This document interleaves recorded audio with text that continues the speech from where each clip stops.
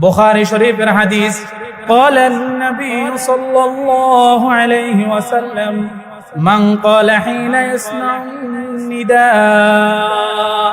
যে ব্যক্তি মুয়াজ্জিনের আযান শোনার পরে এই দোয়া পড়বে আল্লাহুম্মা রাব্ব হাযিহিদ দাওয়াতিত তাম্মা والصلاة القائمة آت محمدا الوسيلة والفضيلة وابعثه مقاما محمودا الذي وعدته إنك لا تخلف الميعاد আল্লাহর রাসূল বলেন এই দোয়াটা যে করবে আমি নবী কিয়ামতের ময়দানে ওই ব্যক্তির জন্য সুপারিশ করার জন্য কিয়ামতের ময়দানে দাঁড়ায়া থাকব সুবহানাল্লাহ আরো জোরে বলেন সুবহানাল্লাহ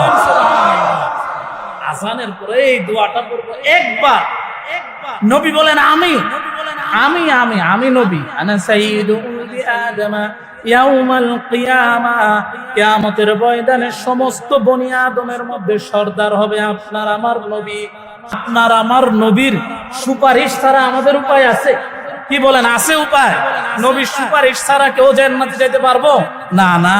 আর সেই নবী বলেন আযানের পরে যদি খালি এই দোয়াটা পড়ে আমি নবী ওই ব্যক্তির জন্য হাসরের ময়দানে সুপারিশ নিয়ে দাঁড়ায় থাকবো সুবহানাল্লাহ।